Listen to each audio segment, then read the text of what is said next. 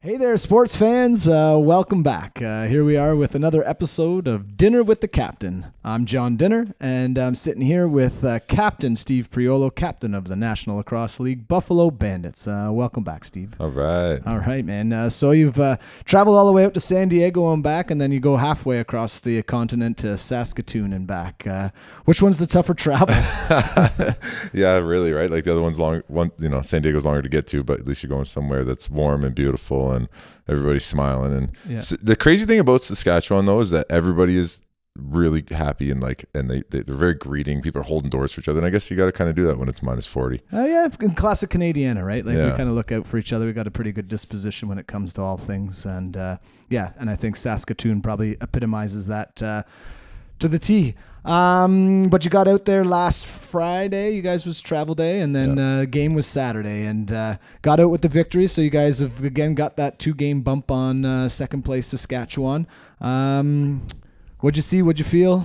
Yeah, we were thinking about that. It's by us getting the win, it's almost like a 3-game bump because it's 2 in the standings, but then it's also the tiebreaker, right? Yep. So it's like they have to win that third game to sort of get up past us, right? They can't end up tied with us. So it was a big game for us, man. And we had practice Friday night. It was nice. It was getting used to the floor. The lighting was kind of funny, and so it's not just on TV. Like I know we're watching it, and it's like, well, I know I don't have the latest and the greatest of the TVs at home, and I saw some comments on on social media, people having a hard time following things. It's a little bit of the green monster a bit, but dude, I don't understand. Like the turf is not new. I don't know where this turf came from. This isn't what they played on when they moved over from Edmonton to Sask. This isn't the turf they had 4 years ago. It's just sort of recent, but it's not a new turf. So they must have picked it up from somewhere. But the text messages afterwards from people being like, my eyes are burning after watching this game. And truthfully, right, from an eye test, probably not the prettiest game that I've seen you guys play. It seemed like Saskatchewan was kind of happy to junk it up, and maybe a little bit of the jet lag or whatever else, just being grumpy in Saskatoon as well. Like it felt like it was a pretty physical game, but it certainly wasn't a wide open game, and it was I don't know, a tough game to play. Yeah, it was weird, man. Like I don't want to harp too much on Saskatchewan, but it's like, hey, they're second place, but no, I mean, like they're a good squad, but I mean, they used to get like 15,000 fans. They used to pack that place, right? Yeah. And now they have the big blue curtain around the top, and they kind of put everybody in the lower bowl and on the one side, so the camera is looking that way, and it looks like there's more fans than there is, and it kind of gave it like a weird what's going on around here vibe. Sure. Did weather play a factor in it? Like, what was the weather like? No, it was like minus 10. It was not so snowy, right? So people should have made it, but that's kind of what they've been getting lately. And I don't know if it's to do with they had a changeover in ownership, and I don't know if that has to play with it. But that brings me around to ownership and marketing and everything is so important with these teams. So I don't know, anywhere, right? Like I remember back in my previous life when I was a journalist at the University of Western Ontario, and I would write about how great CIAU sports was, or CIS sports was, and it was awesome. And all the time it was this comment, not nearly as good as the US, not nearly as good as the US. And I'm like, who told you that? Yeah. Right? That's American TV telling you that. Yeah. Right? Because you, as someone that's just watching the game, you're not going to be able to tell the difference between a guy that runs a 4.440 and a 4.640. Right? Yeah. Like the scouts can tell the difference and whatever else, but the only thing that you're noticing is the production values, the stands being filled with 60,000 people, like the history that's sort of behind it. And so it goes to to your point, right? Saskatchewan, right? When they had banners kind of around town, and when it was front and center in the only game in town, so to speak, it drew people in. And now that, it's a change in ownership, it's not maybe as prevalent, right? And again, owners, for their every right, how much you're going to invest in it and what's the return on that investment, trying to decide, is spending a whole bunch of money on marketing and getting our posters up and having people know that we're playing a game on Saturday night. Is that worth the extra 4,000 people that come in? Or is it, hey, we just kind of hoping maybe the papers will pick it up and hey, we've got a good team that's going to the playoffs and we'll get a playoff gate. Yeah. And that's the thing, is they used to be winning too, right? So I don't know about the accounting side of things, is sure. What's the amount that you're going to put into, but you're already owning a lacrosse team. So it's not like it's not like you're making a ton of money unless you're Buffalo, right? Or Buffalo, or Calgary, Colorado, certain teams. The rest of them are just trying to grow if you grow the game enough, then the value of your team goes up, and that's where they're going to make their money, right? If you think about Arlotta, John Arlotta is the owner of Georgia, and I think he bought the team for like $500,000, right? And I think the last team, when you're buying in now to buy into the league, it's like $10 million to buy into it, to buy a team, and you have to commit for 5 years. So if you think about the value of a team, it's gone up from $500,000 to $10 million for a team. So his investment has gone, his overall investment has gone up, even though he's probably losing money every year because they don't draw enough fans. But that's the thing too, is like, who wants to lose money every year when, the model for what you can do to create a fan base is happening around you, right? It's happening in Buffalo. It's happening in Colorado. You get people there. You get your players there. You get a league going. You get a school program going. You put up some pictures, some posters. It's not that hard to do. It's a good way to pay us outside of lacrosse. Yep. Although I think the new CBA is going to sort of change things from a luxury tax to a hard cap, but I don't know for sure. Sure. But if they do that, the cap needs to be way up. I mean, and again, another organization that's done it well that you would maybe think is going to be on its last legs is like Toronto, right? Like they obviously had a great run when they moved into the ACC or the Scotiabank Center or whatever, and then they went down the road to Hamilton, and I was like, oh, what's that going to do? Well, they're still getting 10,000 people out, and like a couple times they opened up the top, and then well, now we got to go to Mississauga, and that's going to really hurt, and they're jamming it full of 5,000 people, and that's a lot less people showing up, but the excitement still is around the team, right? They're still selling those kind of, like, my boys are super excited. 22nd of March, they're going down. They're going to be part of Dan Dawson's pregame clinic and then stick around to watch the Wings. And like, it's because they're doing it right. They're doing it in a way of, they have the track, they have the Rock Elite program, they have all these different things, and it's the model is there. They're struggling facility wise, and that's why they're investing so much into the new build in Copps Coliseum. Like, when that's done, I don't think it's going to be done for next year, but when that is done, like, that's going to be a beautiful building, and hopefully they're home, and then they'll create something big and great out of there. And right? Hamilton is ready to explode with lacrosse. I mean, it has such a long history. I mean, from a St. Catharines, I was a Burlington guy. I mean, if there was one thing that St. Catharines and Burlington ever agreed on, is that we didn't like the Bengals out of Hamilton. So, but back to the game. So Saskatchewan, you guys go, and it was a low-scoring affair. How the offensive guys feeling coming out of a game like that? I think they're okay. I think they did a lot of good things. They were doing things like they were dropping the ball a lot, and I don't know what that attributes to. The floor. We're blaming the floor. We're blaming the floor. It's the altitude. But there's stuff like that. But they did a lot of smart things, man. They really do break down that team really well. And if you look at the opportunities they had where they didn't score, even the ones that they did, were I don't know, man. I was hanging out with Dahoka after, and he's so smart. He was telling me, he goes, look at this play. He goes, I was telling Chase before that if I just go halfway behind the net, they're shading so far over there to help, and then I'll just pop back out the other side, and then the quick stick's right there. So him to recognize things like that is just a tribute to, like, his intelligence in the game. And he was showing me the clip, and it was so cool to watch. Like, I'm like, man, that's so neat that you recognize that when I go from X to Y, he goes from X to Y. Like, he moves here, and how am I going to take advantage of that? And I was like, oh, that's so cool. So, like, they did a lot of good things. There was a lot of good momentum towards that sort of, talk about the March to May, and it's all little building blocks. Just because the score was, 9-7 or something like that, doesn't mean that there wasn't a lot of advancements in our offense. And then from the defensive side, you got to like that you kept them down 7 goals. It might be the lowest that you've let in this season. I think so. I don't think he had 6. I don't know. Maybe one of the early Roch games or something, but I don't know.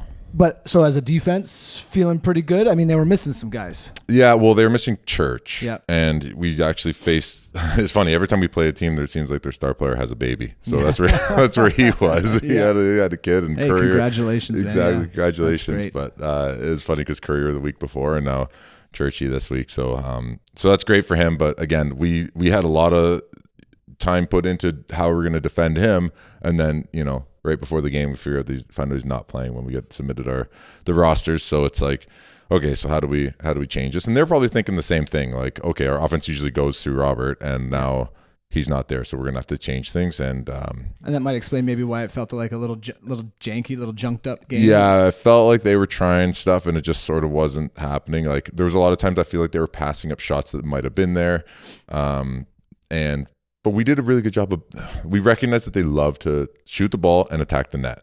Right. Well, and you guys have seen their guy, Zach Mans, right? Like you've seen them a lot in the previous years with the Rock. And I mean, he's lighting it up and he still managed to get on the board a lot. But obviously you can see he's a guy that like plays off of somebody else. Yeah. Right? Yeah. Like him. Well, he got 4 goals, but I think 3 of them were like in the first quarter. They were, that one that he attacked the net and I think 2 shots from sort of outside. And then in the third or fourth quarter, he had another one that just sort of squeaked in through Vino's 5-hole. But he likes to play. Either he's attacking the net underneath or he's launching the outside shot. And then they have certain guys that like to hit slips and hit gaps.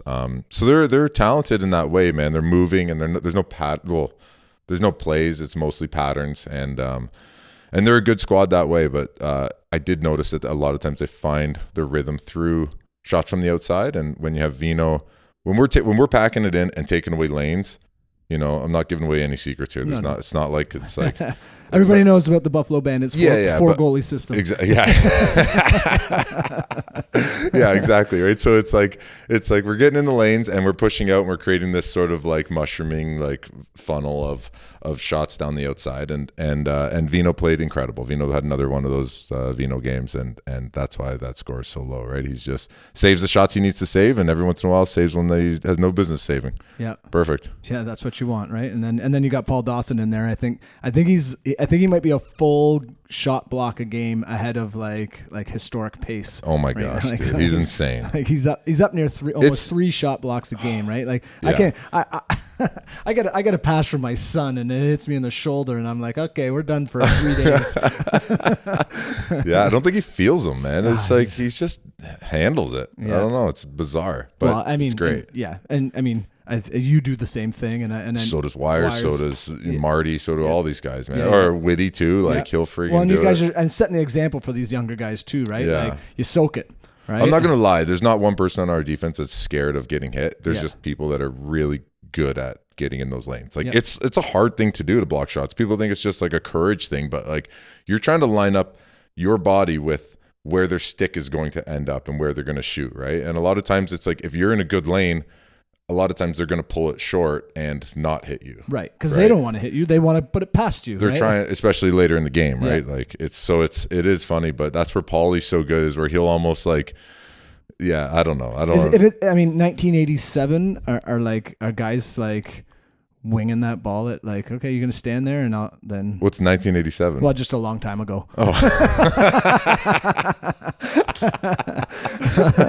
Maybe a little less concerned about maybe their opponent or whatever. Like, well, I don't know. When did these sticks? They started getting these pockets went crazy, and now they have all this whip to them, and people are ripping the ball 100 and whatever plus miles an hour, and that ball's humming. And I don't know what they would have thrown it at back then, but I'm sure it's not as fast as it's being thrown now. But also at the same time, it was a different game. So, but you don't feel like anybody's ever when you guys are standing in there, like no one's trying to hit you, right? Like, people sometimes try to hit you because they just get pissed off, right? But, okay, but it's most of the time they're trying to score, right? And that's the best thing you can do though is like I want you to be so mad at me that you're going to rip 2 off of my chest, and that's the best thing I can do. It's still a block shot, and it's not going in the net. Like, it's not going in the net. It's still a possession. If you're trying to shoot at me. But it was funny, man. Like I remember doing it with John Grant Jr. and he was at the shooter spot on the power play, and he was playing for Colorado at the time, and I was in the same spot I've been playing in for 16 years, and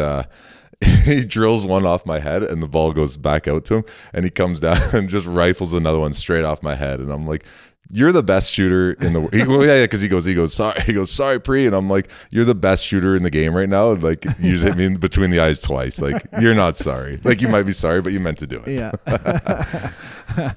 He wasn't pulling up. He's like, "Get out of the way, kid. Get out of the way, kid." Ping. I'm too smart to get out of the way. So funny. So 9-7, you guys are up.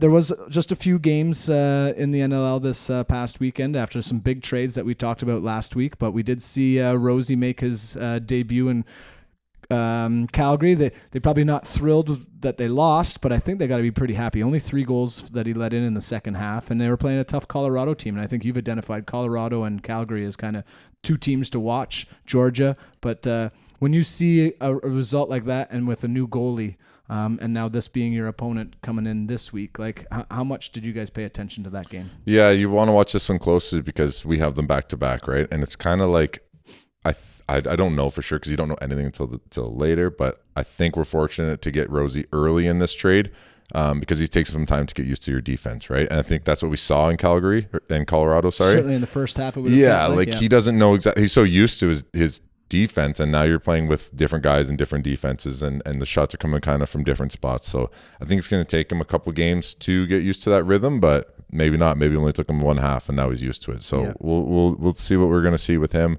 But man, yeah, those 2 teams are both really good, and yeah, I had a couple more things we can want to say about the goalie situation in Calgary.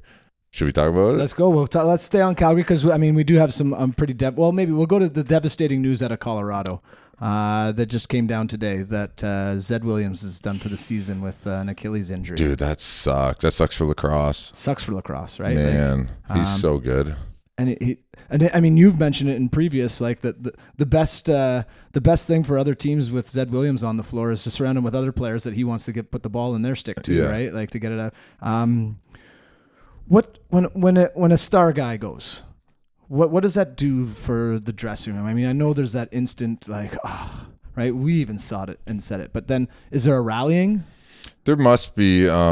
I guess the only way to go forward, I would guess. Well, we had Josh go down with a head injury in 2023, I think. And right at the midway of the season. Yeah, but I don't know if he played in the champion. Like, did he play in the championship game? I don't know. He had something. Yeah, you're right. There was something going on. Like, I don't know if he played in that first game or whatever, and maybe played in the later games. But it's like, yes, there's a rallying. Like you saw it with Calgary or Colorado. I keep saying Calgary. You saw it with Colorado in 2022, right? With Ryan Lee going down and Eli McLaughlin and a bunch of guys that haven't played all year come in and step in and they beat us, right? Yeah. And they had a guy named Zed Williams, though. They did have a guy named Zed. The person in question. Yeah, right? Yeah, you're right. But you got to think that those other guys are going to rally around it, right? Like, but that's a tough one, man. When you think about Achilles, you're thinking about, I think about Spanger. I think about other guys that have had Achilles injuries like Jammer, like Cody Jamieson. When I think about Cody, I'm like, I just saw that he had his 350th goal, and I'm like, he probably had 300 goals in his first 5 years. Right.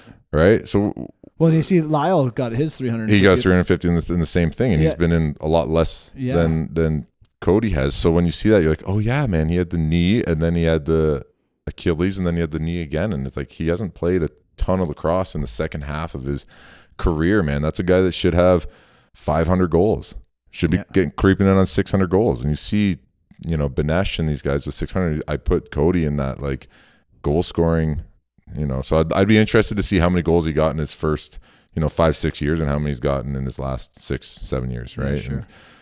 And so with Zed, like it's like you got to see how these guys bounce back, because this is a full year thing, man. It's going to be even more than that, because you're going to get a full year. Is he going to come back halfway through? He's probably going to need a month or two to like train once he's fully able to do it. And I think about the same thing with Matt Spanger, where it's like that's a full year, dude. Like, I guess unless you're Aaron Rodgers, I don't know how he came back so quick, but I don't know what we're going to do with, if any of these guys are going to do any experimental things, but I don't know. I can't say enough about just how shitty that is. Yeah. It just sucks. But then also it goes to like what we were talking about even earlier with like the investment of ownership, right? Like, and what they're going to do to try to maybe help him. Because he is an investment, right? Yeah. Like, what do we do to get him back on the floor? Do we push him, or do we put on it stuff that maybe he wouldn't normally do, or try these experimental, or do we allow it to just like? He's still a young guy, relatively speaking. Yeah. But I know you have talked about just like the way you guys are treated in Buffalo, and like the first class of like, and how it's changed, right? From having one sort of physiotherapist along to now having a litany of physiotherapists, massages, doctors, whatever it is that you get, and then having access to them as well. So I think that's part of the growth of the game as well. And so being able to, because you want to keep your stars on the floor. But again, I mean, Achilles injury, like Spanger's, like when he went down, no one around him. It's just a freak accident. I think it's kind of similar to what Zed. Oh. And again, I think I might even finish the game.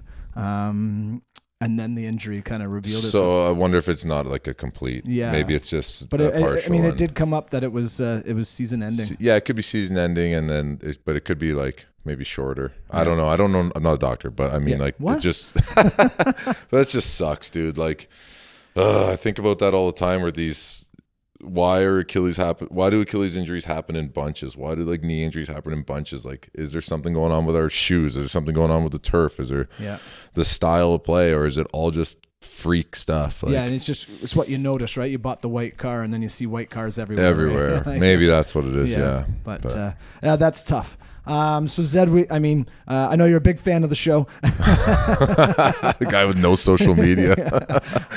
We do wish you a really speedy recovery because you are a star in the game, and when you lose a superstar, it just, if they say rising tides raises all boats, so does as the tide goes out, the boat's lower. So yeah, you want a good product, man. You want good lacrosse, and he adds to that. He certainly does.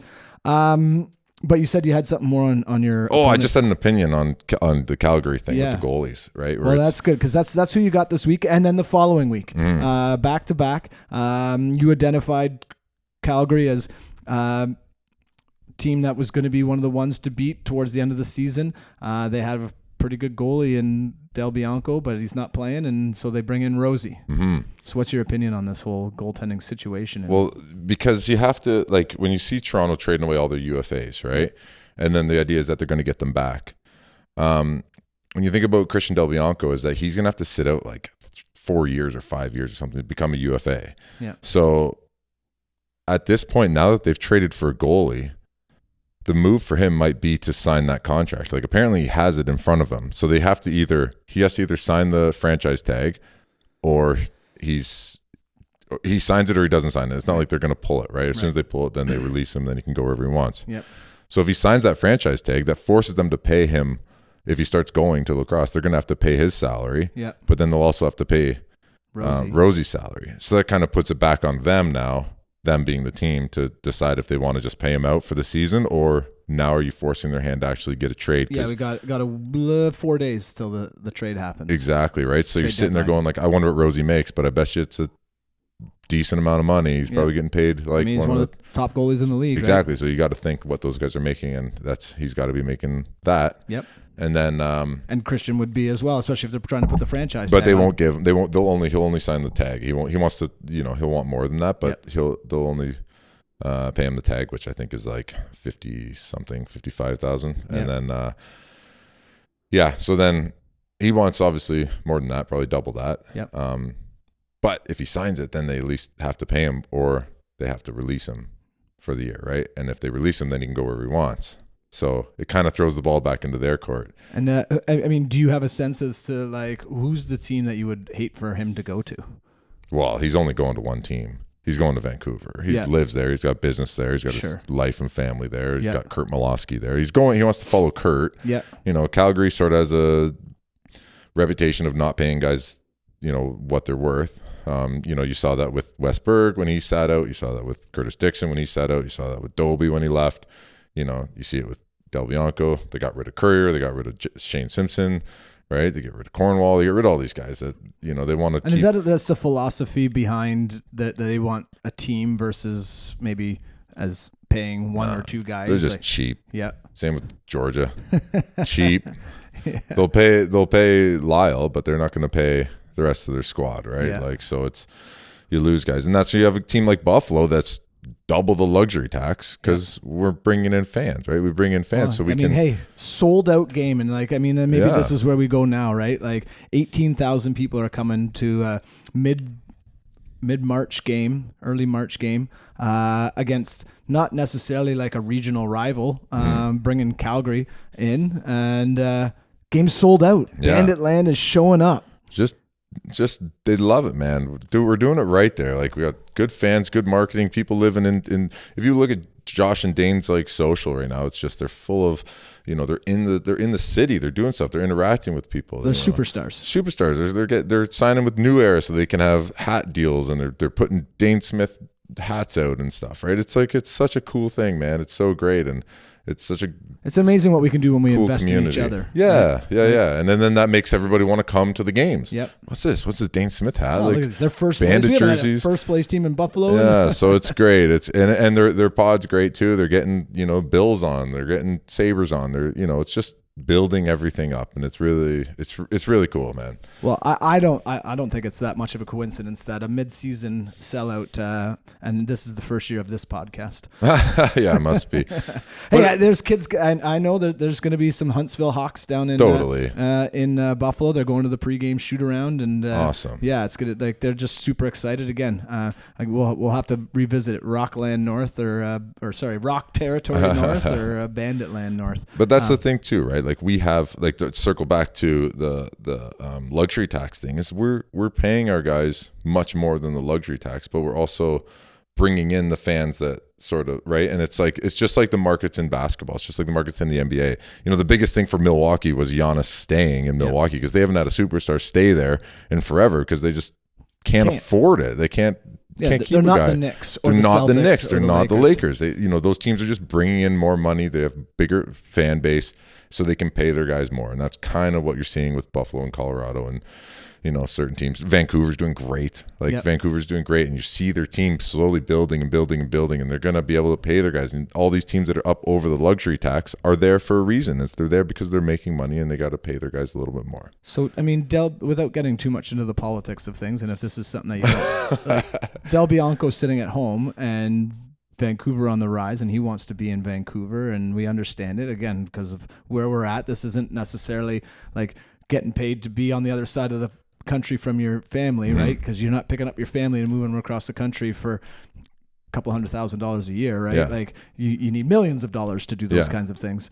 Does the NLL Board of Governors or something, why do we have a superstar sitting at home? Probably these politics are a lot better than other politics in the world, though. Right? We're not talking those. If you're gonna listen to politics, this is our politics. Yeah, that's right. But that, I don't know. There might is the PA get involved in not really. It's because we don't have enough people talking about it, man. That's kind of what we have this podcast. We need more people talking about stuff like this. It's not on the front page. It's not on the front page of anything. When James Harden was holding out for the Houston Rockets and he was trying to go to Brooklyn and he was just pissed off and said, it happens in the NBA all the time. I don't want to be here anymore. I want to go to that other team. Yeah. Right. Front page news. Everybody's talking about it. Eventually the trade happens because it's just being forced to happen, right? The players have so much power there. The players have no power. Well, we have some power, but we don't have a ton of power in our league. We don't become unrestricted free agents until 30 something. And it's what is it in hockey? It's 26 or whatever.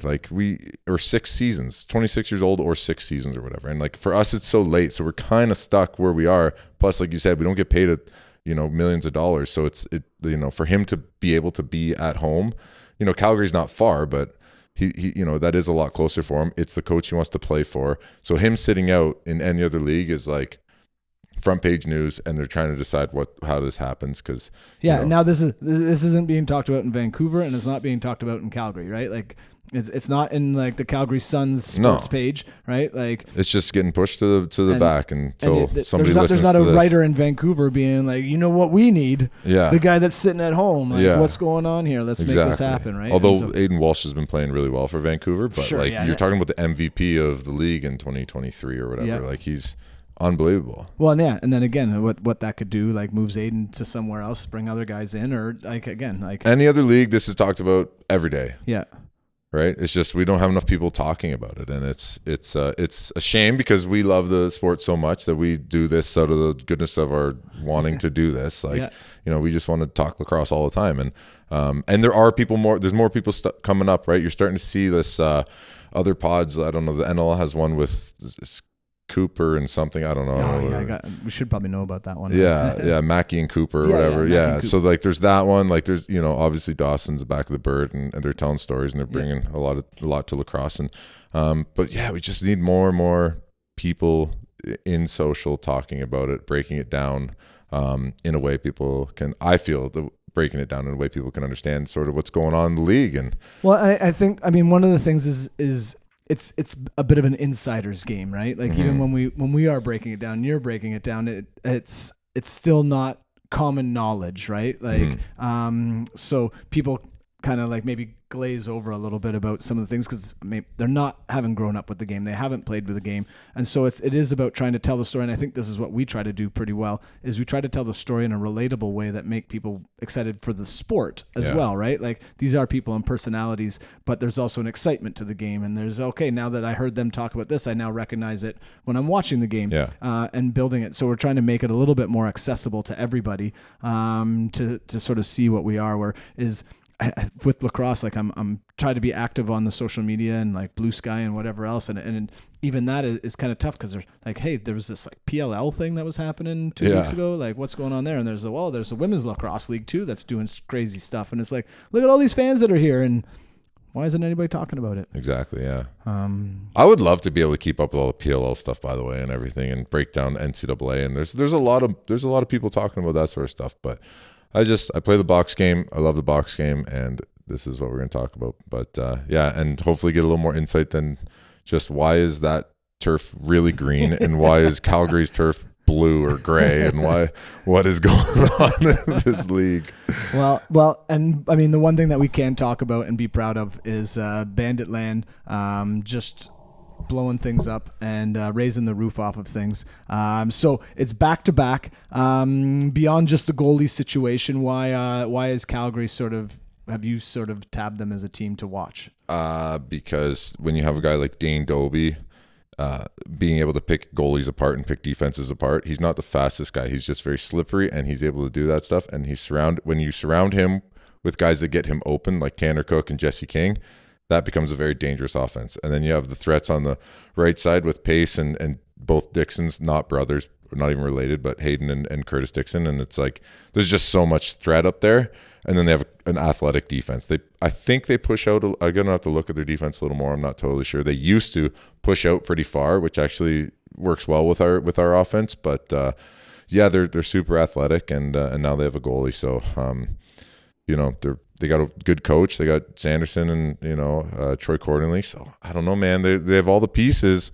They have older pieces, kind of like us. They're getting a little long in the tooth. I think that's why they brought Rosie in, right? Like it was kind of the window's closing on them. Window's closing on them, right? So it's it's going to be really interesting these next 2 weekends against them, because I think we're age-wise we're close to the same, and I think they're a dangerous team. Well, it's a 6:30 start on Saturday, a little bit early, but it is again, it's on TV. And friend of the show, Devin Bissonnette, owner of the YouTube Devin's Motorsports. If you're into motorsports, check out his YouTube channel, Devin Motorsports. But he noticed that when you're playing a TV game, you seem to be a little bit grumpy getting into the box in those first couple of minutes. That can't be something that you're thinking about, is it? Not a chance. But it's that'd be cool if that tracks, because it's funny when we always play these game of the weeks, it's usually against a Toronto or a team that's like ends up, we just get chippy. That's what it is. And I try my best to stay out of the penalty box. I'm usually pretty good, but sometimes there's things like, would you say most of your penalties are kind of reactionary? Well, no, it depends. Like the first penalty I took in Saskatchewan was a guy sort of hit the up pick and then rolled to the middle, and I slid, and I hit him. And it's kind of like those calls, like if he catches the ball, then it's a clean hit. I hit him a little bit early, the ball goes down, but then I probably hit him too hard. It's like the ref saying, hey, we're going to not have that in this game, right? And it's me saying, hey, if you roll to the middle, there's going to be a body coming to hit you. So that gets their arms a little bit shorter, that maybe doesn't want them to be as vulnerable when they roll to the middle. So it's kind of like a statement hit for the game. You don't want to take a penalty, but the first couple minutes of the game is not terrible to take a penalty on something in that primary zone, somebody rolling to the net, get a good clean hit on them. And I liked what you said earlier, though. the early penalties is our game plan running up against the referee's game plan. Yeah, exactly. Right. That's what it is. It's like, so you never know if their game plan lines up with our game plan. With okay, we're going to let these guys sort of play. Yeah. You know what I mean? Then game plans. These guys are going hard. I can see that they're going hard, and we're going to kind of let them go and let them decide the game. But you could see those refs were, well, again, it's always just one ref, man. Marco Nonia was great, but the other ref, I'm not going to say his name, was just, he was like, anytime you'd go talk to me, like yell at you. I'm like, buddy, just stop yelling. Like, don't be so offended. But they're being told not to take any crap. And, and that's, they shouldn't have to take crap. But no, they really shouldn't. But they should also be able to have a conversation. They should have, right? Exactly. That's and again, it comes down to communication. We talked about this last week. Yeah. Just the importance of being able to communicate with one another is so important in sports, in life, whatever it is. If you can communicate and communicate clearly, then you're on the right side of things. This is the old saying of life's a series of overcorrections. So we saw, players and coaches probably being too abusive of officials, and now the pendulum has swung all the way to the other side where now it's like officials won't even talk to players or do anything. And then hopefully it swings and it'll sort of land somewhere in the middle of like, yeah, you can't yell at each other or be degrading to each other, but we also need to be able to talk out here and get a feel for the game, because I want to know what you're calling. And I want to play within the rules that the subjective rules that you're sort of calling. Like when you think about a pick in lacrosse, it's not like a pick in basketball where you can't move your feet or lean and you have to stay in your verticality. It's like in lacrosse, a pick is a subjective thing. It's not, nobody can define what a pick is. It's subjective to what the refs' rules are for that game. So there's a lot of figuring out what to do every game. You got to you have to have constant communication. It's the only way that this sport's going to work. And for the most part, it works pretty well. Yeah, it's fun. It's got to be fun. We got 19,000 fans coming. Oh man, and they're in for a treat. It's going to be a great one. Two of the top teams in the NLL, and a chance to see one of Banditland's favorite opponents, Rosie. Oh my gosh, Rosie gets the boys 2 more times. Well, so there it is. I don't think I have anything else to that's about it. That's perfect. 36 minutes. Frig. Here it is. We're liking it. We hit that 40-minute mark, and now it feels like it's just open. 23. I don't even think I've mentioned 23 minutes in a long time. No, you got to keep mentioning it. My dad likes it. Okay, so that is it, folks. Starts off with the first of a doubleheader, 6:30 at the KeyBank Center in Buffalo. If you can get to it, great. If you can't, you can catch it on TSN, ESPN Plus, NLL Plus, all the places. And then you can come back here next week and hear all about how that game went as we get ready for a trip out to Calgary, and that'll be a good life experience. So this is 23 minutes, give or take a few, on lacrosse, leadership, and life. Thanks so much, Cap. Thanks, buddy. Love it always.